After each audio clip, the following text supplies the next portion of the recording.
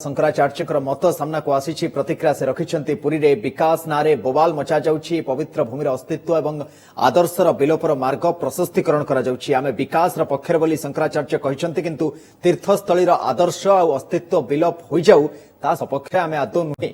आज एभली किछि ढंगरे सीधासलख वर्षिंट पुरीर शंकराचार्य स्वामी निश्चलानंद सरस्वती शासनतंत्र में परंपरा प्राप्त मठ को मार्ग प्रशस्तीकरण नारे भांगी दि जाउछि आदौ ग्रहणीय नुहे। एभली स्थिति में शासनतंत्र भाविबा उचित नुहे जे ताकू लोकमतर बल मिली लोकमत केबे भी ह्रास पाई पारे विपरीत दिगरे जाई पारे एकथा पुरीर शंकराचार्य आज कहते। आसंतु सुनिबा कोन कहते स्वामी निश्चलानंद सरस्वती।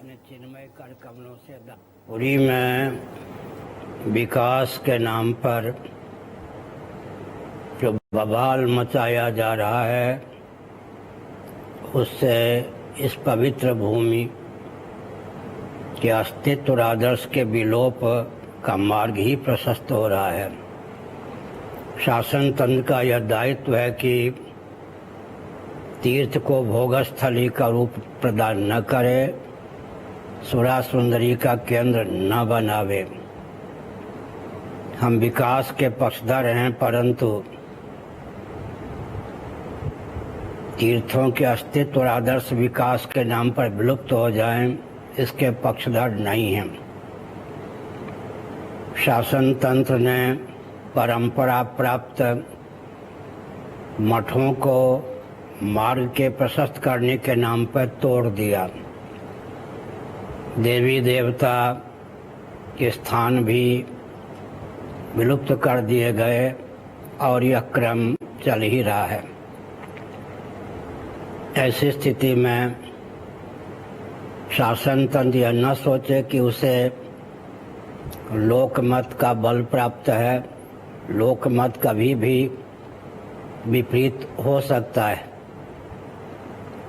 उड़ीसा की जनता ने आस्थापूर्वक जिस राजनीतिक दल को शासन करने का अवसर वर्षों से प्रदान किया है, उड़ीसा की जनता को भी मैं कहना चाहता हूं कि विकास के नाम पर उड़ीसा की राजधानी धार्मिक दृष्टि से जो पुरी है उसके आदर्शों को विकृत और विलुप्त करने का प्रयास किया जा रहा है।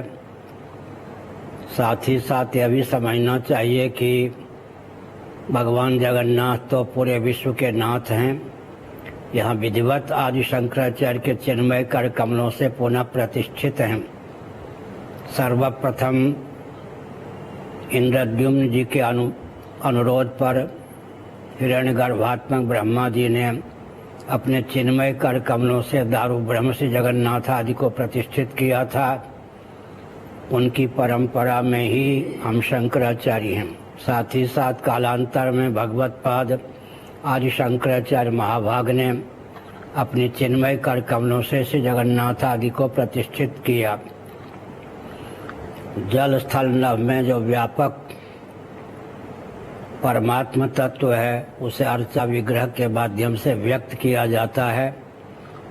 हमारे स्कंद पुराण आदि में इस तथ्य को उद्भाषित किया गया है कि अर्चा विग्रह में जो देव का तेज प्रतिष्ठित होता है, विधिवत आराधना न होने पर वह देव का तेज विलुप्त हो जाता है। डाकनी शाकनी भूत प्रेत पिशाच आदि अशुभ तत्व अर्चा विग्रह अर्थात मूर्ति में सन्निहित होकर चतुर्दिक विप्लव मचा देते हैं। विकास के नाम पर मठों को तोड़ देना सर्वथा अनुचित है। मार्ग प्रशस्त करने के नाम पर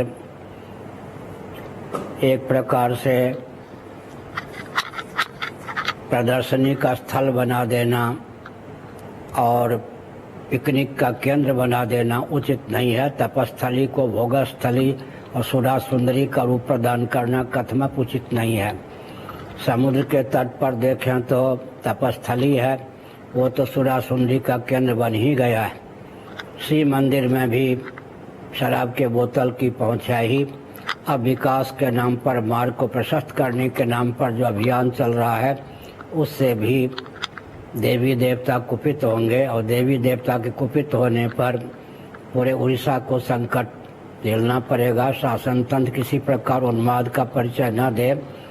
साथ ही साथ मुझे व्यक्तित्व के ख्यापन की आवश्यकता नहीं है, परंतु मैं डंके की चोट से इस तथ्य को उद्भाषित करता हूं कि सेकुलर शासन तंत्र को धार्मिक आध्यात्मिक क्षेत्र में सहभागिता का, सहयोग का ही अधिकार प्राप्त है।